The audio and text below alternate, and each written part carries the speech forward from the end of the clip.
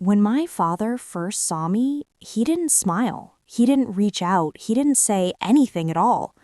I was just a newborn, tiny and fragile, and yet somehow I could feel the coldness in the room. My mother held me close, tears on her cheeks, and whispered that he was just tired. But I remember it clearly. The way he looked away, the way he closed the door quietly behind him, leaving only the sound of his footsteps fading down the hall. I grew up knowing that he didn't want me. Even as a child, I could see it in the way neighbors spoke, the way my classmates' fathers would brag about their kids, and I would go home to silence. I tried to understand it, to accept it. I told myself, maybe he's busy, maybe he doesn't know how to love me yet. But deep down, I always carried a small, heavy ache in my chest. And yet, there was a letter. I found it years later tucked in a drawer in my father's old study, folded carefully, almost hidden. My heart stopped when I saw my name written in his handwriting. It was a name I had only whispered to myself, never expecting him to acknowledge. I hesitated, holding it, feeling a mix of fear and hope. Could it really be a message for me, from the man who had left me feeling invisible my entire life? When I unfolded it, the words were simple, but they shook me in a way nothing else had. It wasn't an apology, it wasn't an explanation, but it was enough to make me rethink every memory I had, every lonely birthday, every silent dinner, every moment I felt unworthy. Suddenly, they had a shadow of meaning I hadn't understood before. I never imagined that the man who had rejected me could leave me anything at all. And yet here it was, a secret message, hidden for years, meant only for me. A message that would change everything I thought I knew about him and about myself. I grew up in a small town, the kind of place where everyone knows everyone and news travels faster than the wind. Our house was old, with creaking floors and a garden that my mother tended to with quiet pride. It smelled like earth and flowers in the spring, and in the winter the air inside carried the warmth of firewood and the soft scent of her cooking. It was home, but it never felt complete. My mother tried her best. She was gentle, patient, and endlessly kind. She always made sure I had what I needed, even if it meant skipping her own comfort. I remember waking up to her humming softly while she cooked breakfast, the sunlight streaming through the lace curtains, painting patterns on the floor. Those were the moments I felt love the most, small, quiet moments that reminded me I was not entirely invisible. My father, on the other hand, was a stranger in our own home. I never knew what he felt, or if he even felt anything at all. He would come and go without warning, often leaving before I could even get a word out.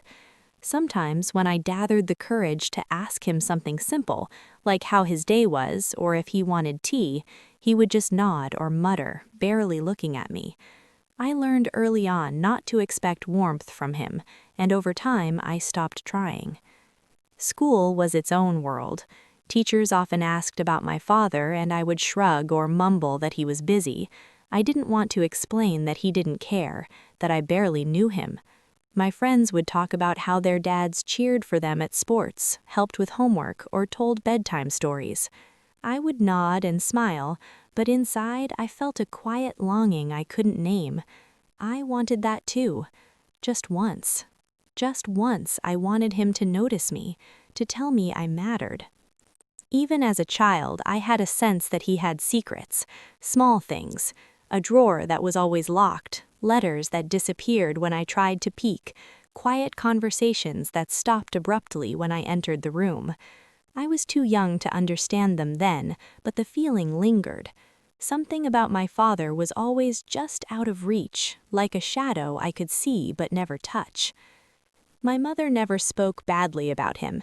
She never blamed him, never made me feel I was unwanted because of his absence. Instead, she told stories of his younger days, about how clever he was, how he loved music, how he could make people laugh. I clung to those stories, imagining a man who existed somewhere beyond the cold glances and empty chairs.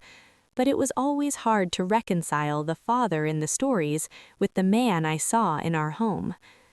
Despite everything, I tried to love him in my own way. I would draw pictures for him, leave small gifts on his desk, or simply say good morning when he walked into the kitchen. Most of the time, he didn't notice. Sometimes he would look at me briefly, a flicker of something in his eyes, maybe recognition, maybe guilt, but it disappeared as quickly as it came. Those rare moments were enough to keep me hoping, enough to make me believe that somewhere inside he could feel something for me. I was not without friends or support, of course. I had cousins and neighbors who treated me kindly, and teachers who offered encouragement when I struggled. But at home, the absence of a father's love created a quiet emptiness, like a missing piece of my identity. I would ask myself late at night, lying awake under the dim glow of my bedside lamp, why didn't he want me? What did I do wrong? Am I not enough? Those questions followed me into adolescence. They shaped the way I interacted with others, the way I built relationships. I became careful, always measuring what I gave and how much I expected in return. I wanted love, but I was afraid of rejection. I wanted to be seen, but I feared being invisible again. And yet, in the background of all that loneliness, there was a quiet thread of curiosity, a sense that maybe, just maybe, my father's heart was not as closed as it seemed. Maybe there was something he wanted to tell me, something he hadn't yet shared. I didn't know what it could be, and I tried not to hope too much. But deep down, I felt that life sometimes leaves little hints, little chances to understand the people we think we know so well.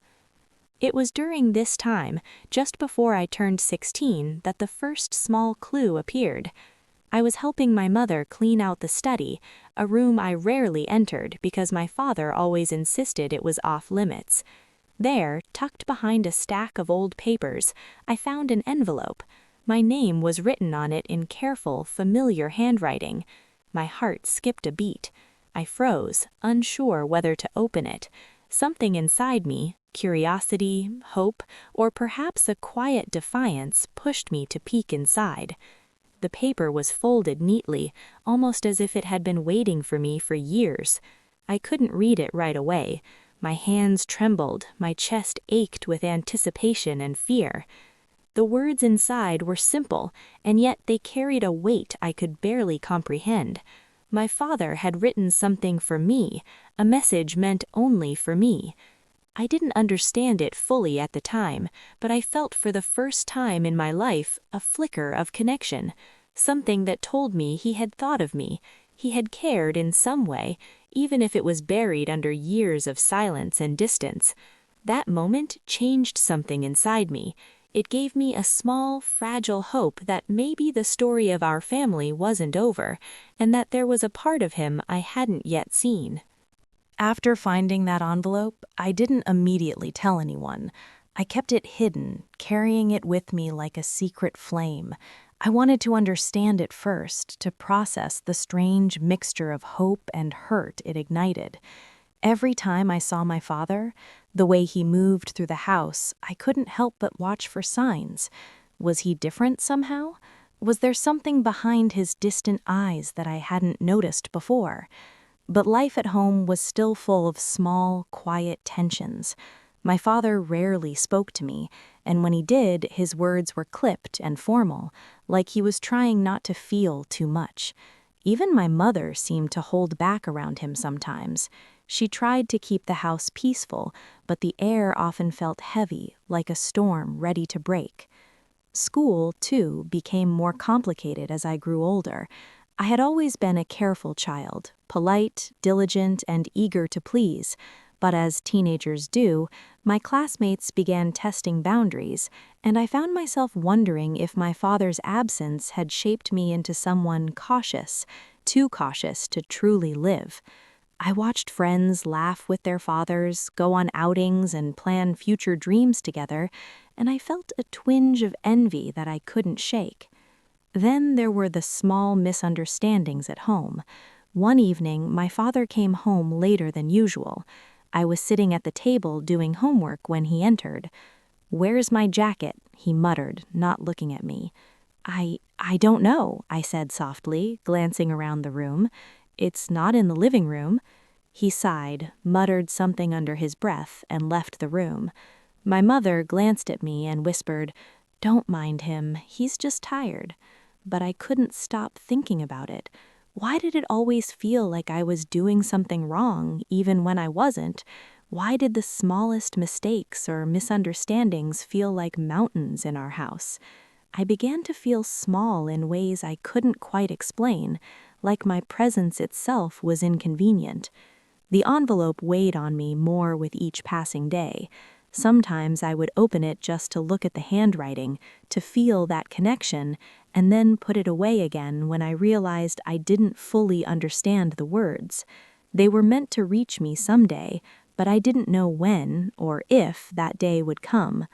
And then came the first real confrontation, though not with him. It was with my mother, the one person I felt safe with.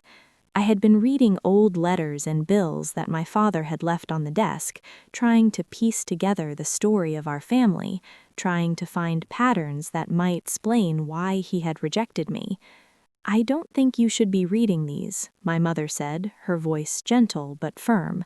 I want to understand him," I whispered, eyes fixed on the papers. "You won't understand yet," she said, brushing my hair back from my face. "Sometimes people do things for reasons we can't see, but it doesn't mean it's about you." Her words were meant to soothe me, but they only made me more restless. I wanted to understand him, to find the missing pieces of my own story. And yet every attempt to get closer to him seemed to push him further away. High school brought new challenges. Friends drifted in and out, and I tried to build connections outside of home, but the lessons of my childhood lingered. I wanted approval, I wanted love, but I was scared of rejection. Whenever someone got too close, I would pull back just enough to protect myself from the pain I had carried since birth. At home, tensions continued to build in subtle ways. My father would criticize small things, the way I set the table, the way I folded laundry, even the tone of my voice sometimes. It wasn't harsh, exactly, but it was enough to make me feel uneasy. Every action felt scrutinized, every word measured. And yet, when he was absent, I missed him. I wanted him to notice the small details in the way only a parent could. One winter evening, I heard him speaking to a neighbor outside. I had been walking past the window, trying to clear my head after an argument with a friend at school. "She's a difficult child," he said, his voice low, almost a whisper. I froze, my chest tightening. Difficult, I thought? That's how he sees me? I felt tears welling up, but I refused to let them fall. I didn't want him to see me hurt, didn't want to give him the satisfaction of knowing he could affect me so deeply. But inside, the ache grew, a quiet, gnawing pain that seemed impossible to escape. It was during this period that the envelope started to feel both a comfort and a curse. I would read it late at night, imagining what my father might have been thinking, wondering if he ever truly saw me, ever truly cared. And the more I imagined, the more complex my feelings became. I wanted him to be different, to show me love, and at the same time I feared the truth, that maybe he never could. Then came the day that changed everything. I was 16 and the tension in the house had been growing for weeks. Small arguments with my father erupted over trivial matters, laundry, dinner, the way I spoke to my mother. Each one seemed minor, but they piled on top of each other until it felt like the walls of our home were closing in. That afternoon, I tried to talk to him. I had rehearsed my words in my mind countless times. "Father, can we talk?" I asked quietly, standing near the doorway to the study. He looked up from his papers, his eyes narrowing slightly. "About what?" I I just want to understand you, to understand why things are like this." He didn't respond for a long moment, just stared at me. Then, finally, he spoke. "I don't want to talk about it," he said flatly. "But I need to know," I pressed gently. "I've been trying to figure out why you left me alone, why you never—" "I said I don't want to talk about it," he interrupted, his voice sharper than I had ever heard him before. I stepped back, heart pounding, tears threatening to spill. I had never seen him raise his voice like that. The anger in the room felt foreign, almost frightening. I turned and left, retreating to my room where the familiar walls of my sanctuary offered some small comfort. That night, I cried silently into my pillow. I felt more alone than ever, but also more determined.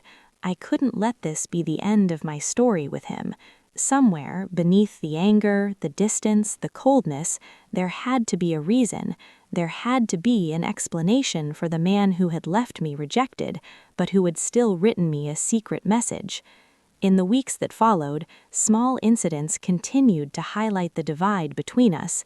I would hear him talking to my mother in hushed tones, whispers that stopped when I entered the room. I would try to engage him in conversation, only to be met with silence or impatience. Even the simplest attempts at connection, offering him tea, asking about his day, were met with indifference. Yet every now and then there were glimpses of something else. A lingering look when he thought I wasn't watching, a soft exhale when he believed no one could hear him, small gestures that hinted at emotions he couldn't or wouldn't express openly. These moments confused me. They made me question everything I had believed about him. Was he truly incapable of love, or was he trapped by something deeper? It was in this fog of tension and uncertainty that I began to understand the complexity of our relationship. Love, I realized, isn't always simple or easy. Sometimes it's hidden beneath layers of fear, pride, or regret. Sometimes the people who hurt us the most are the ones who carry the heaviest burdens, burdens we may never fully see. Through it all, the envelope remained my secret, a reminder that there was more to him than what I saw in daily life, a hint that perhaps he had intended to reach me all along, even if he didn't know how to do it directly. And that quiet hope, the fragile thread of possibility, kept me going through the long, lonely days and nights of my youth. It happened one quiet afternoon. The house was unusually still, the kind of stillness that makes even small sounds echo in the rooms. I was sitting in the living room, the envelope clutched loosely in my hands, when I heard the soft creak of my father's footsteps approaching. I didn't look up. Part of me wanted to hide, to pretend nothing was happening, but another part of me, an insistent, trembling part, knew that something was about to change. He sat across from me, not speaking at first. His eyes were fixed somewhere beyond the room, lost in thought. I could feel the weight of the years between us, the silence that had stretched across my childhood, and I wondered if this moment would finally break it, or if it would shatter me further. Finally, he spoke, his voice quiet, almost fragile. "I didn't know how to be with you," he said. I blinked, unsure I had heard him correctly. "With me?" I whispered. "Yes," he replied, looking down at his hands. "I was young, foolish, afraid. I didn't know how to love you the way you deserved." For a long moment, no words came from me. I wanted to speak, to ask him everything I had wanted to know for years, but the lump in my throat made it impossible. All I could do was watch him, trying to read the sincerity in his eyes, trying to believe that the man sitting in front of me, the man who had left me feeling unwanted, was speaking the truth. "I wrote that letter," he continued, finally glancing up at me. I hoped that someday you would understand." My heart pounded. The envelope in my lap, the one I had hidden and guarded for so long, suddenly felt heavier. It wasn't just a piece of paper anymore. It was a bridge across years of silence, a small thread of connection that I hadn't dared to follow until now. He leaned back, taking a slow breath, and began to speak more openly than I had ever heard him speak before. He told me about the difficulties he had faced when I was born, about the pressures he felt, the fears he carried. He admitted mistakes, regrets, moments when he wished he had done better, loved more, reached out. "I know I failed you," he said softly, "and I can never take back the years lost, but I want you to know that even in my silence, you were never not thought of. You were never not loved. I didn't know how to show it." Tears began to well in my eyes. I had waited for words like these for so long, but I also knew that words alone could not erase the years of distance, the moments of doubt, the loneliness I had carried. Yet hearing them now, in this quiet room, I felt something shift, a subtle, fragile shift that made me believe that maybe, just maybe, our story was not finished. And then he did something I had never expected. He handed me another envelope, one I hadn't seen before. My hands trembled as I took it. The handwriting was unmistakable. It was his. "Open it," he said softly. Inside was a letter, longer than the first.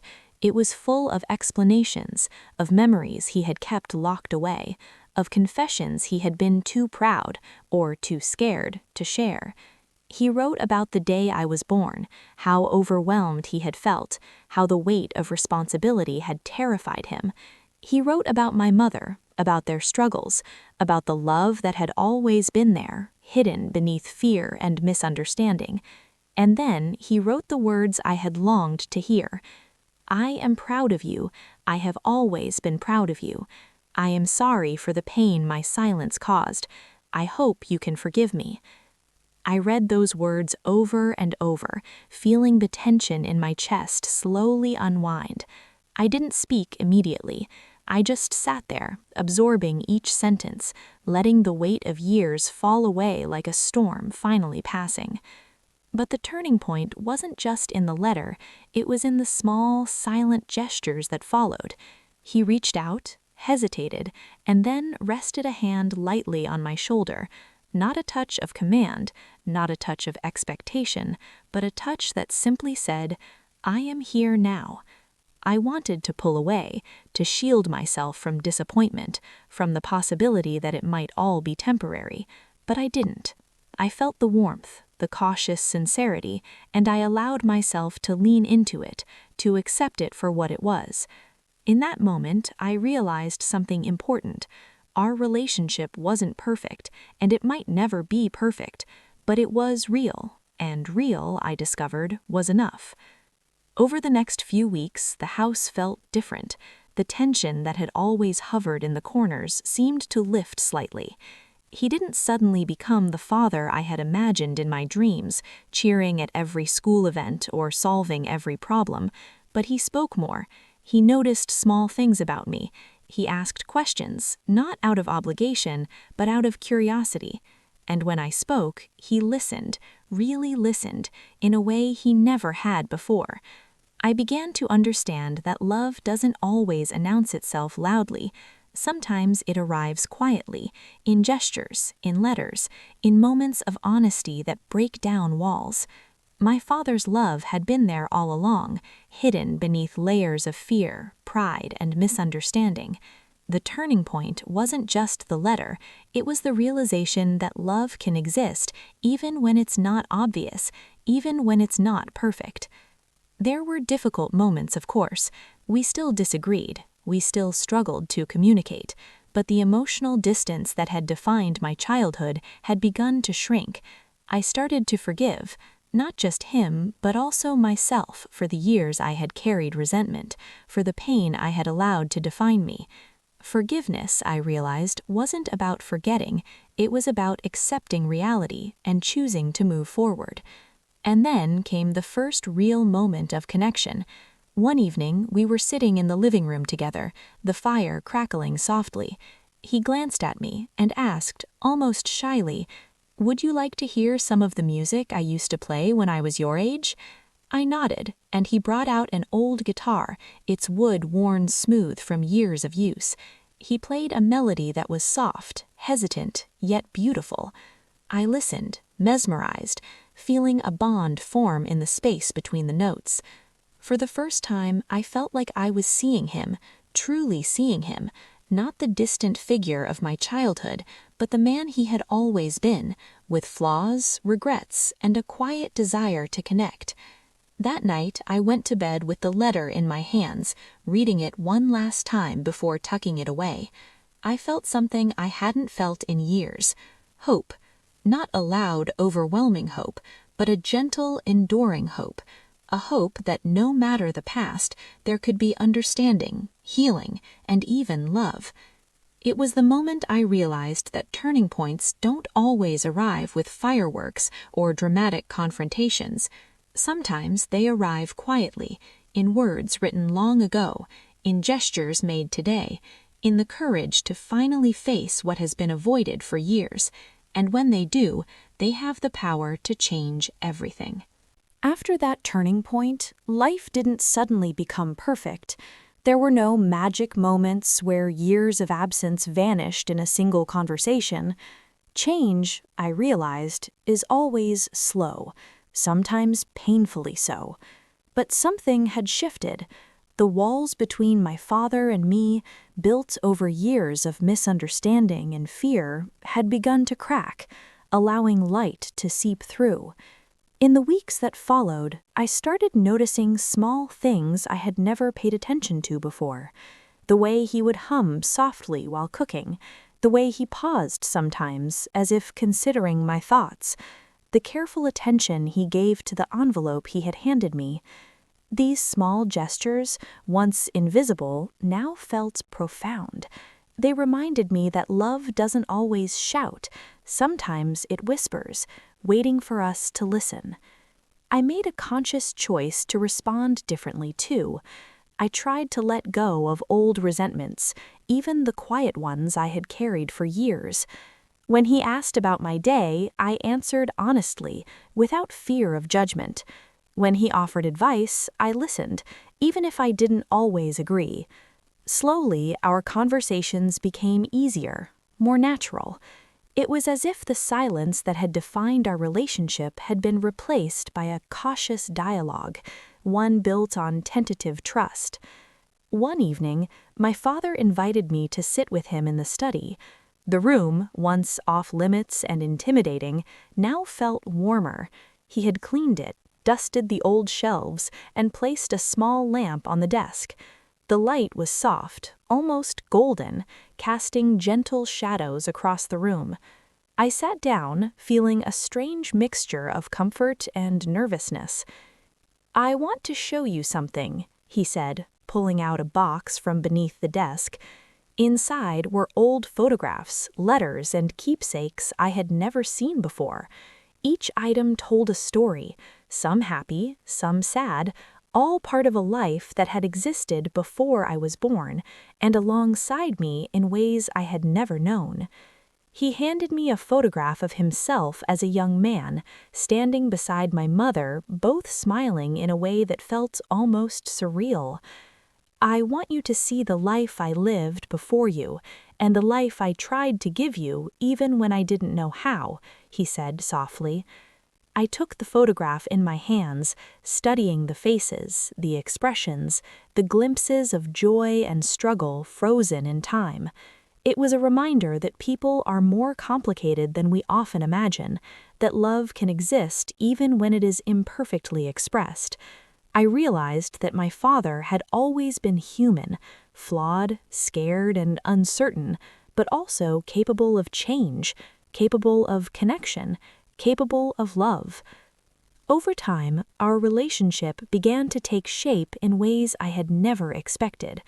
We would sit together in the evenings, sharing stories from our past, laughing quietly at memories long buried, sometimes falling silent in comfortable reflection. The house felt lighter, filled with a warmth that had been missing for so long. I also began to understand my mother's quiet strength. She had held our family together through years of tension and distance, always patient, always hopeful. Watching her navigate her own challenges with grace made me realize how much love and resilience it takes to hold a family together. She had been the silent bridge between my father and me, and her presence had taught me the meaning of unconditional love. School and life outside the home also began to feel different. I noticed a change in how I interacted with friends and peers. The fear of rejection, the constant guarding of my heart, slowly began to fade. I realized that learning to accept love at home allowed me to accept love elsewhere. I could finally trust that connection was possible, that relationships could be built on honesty, empathy, and understanding. There were moments of doubt, of course. Sometimes old fears would resurface, a harsh word, a critical glance, a memory of past loneliness. But I learned to recognize them without letting them control me. Each time I reminded myself of the letter, of the gestures, of the quiet ways my father had begun to show care. These reminders became anchors, grounding me in the reality that people can grow and that relationships can heal even after years of neglect. I also began to forgive myself. I had carried guilt and self-blame for years, wondering if I had somehow caused my father's distance or deserved it. I realized that none of it was my fault, that his actions were his own, shaped by his fears and limitations. Accepting this truth was liberating. I felt lighter, freer, ready to embrace life without the burden of unwarranted blame. One afternoon, we decided to take a walk together. The garden, once neglected, had grown wild with flowers and herbs. The air smelled of earth and fresh leaves, and sunlight filtered through the trees in soft golden beams. As we walked, we spoke of simple things: plans for the weekend, favorite meals, memories of my mother's cooking. There were no heavy words, no confessions, just presence. And in that presence, I felt a deep sense of peace, a connection that had eluded me for so long. I began to understand something profound. Relationships are not defined by a single moment, a single action, or even a single letter. They are defined by the accumulation of small gestures, of consistent care, of effort made even when it is difficult. My father and I had both been imperfect, but through patience, honesty, and quiet courage, we were building something real. The letter, which had once been a symbol of hope and mystery, became a symbol of possibility. It reminded me that even in the darkest times, even when we feel unseen or rejected, there is always a chance for understanding, for connection, for healing. Over the months, our home transformed in subtle ways. Meals became shared experiences rather than silent routines. Laughter returned to the rooms, gentle and unexpected. Conversations flowed more naturally, filled with curiosity, questions, and sometimes gentle disagreements. The quiet tension that had always lingered like a shadow began to dissolve, replaced by a sense of togetherness that felt fragile but real. Through this process, I also discovered the importance of compassion, not just for others, but for myself. I had spent so many years judging my father, judging his absence, and judging my own worth. Learning to see him as a human being, flawed and searching for connection, allowed me to see myself in the same light. I learned that love is not about perfection, it is about understanding, patience, and the willingness to keep trying. By the time I reached adulthood, the bond with my father had grown into something I had never imagined possible. It was not a storybook relationship, but it was ours, quiet, imperfect, human. And in that imperfection, I found beauty, strength, and a profound sense of belonging. Looking back now, I realize how long it took for us to find each other, not in distance, but in understanding. The years of silence, the moments of loneliness, the unspoken frustrations, they were all part of our story. And yet, even in the darkness, there was a thread of hope, fragile but unbroken, guiding us toward connection. The letter, the secret message my father left for me, became more than paper and ink. It became a symbol of patience, of the quiet ways love can persist even when it seems absent. It reminded me that people are often more complicated than they appear, that their mistakes do not define their hearts, and that forgiveness is not about erasing the past, it is about embracing the possibility of something better. Our home, once heavy with tension and unspoken words, now feels alive in a different way. The small gestures, shared tea in the morning, a glance that acknowledges presence, a quiet conversation in the evening carry more meaning than any grand declarations ever could. We are learning, slowly and gently, to be part of each other's lives in a way that is real, steady, and human. And I have learned to forgive, not just my father, but also myself. I forgive the years of pain, the longing for recognition, the moments when I felt unseen. I forgive the fears that once held me back, and in that forgiveness, I find freedom. Freedom to love, freedom to be seen, freedom to grow. Sometimes, when I sit quietly in the living room, the envelope tucked safely away, I think of the little girl I once was, afraid, uncertain, longing for a father's love, and I feel a soft, comforting pride.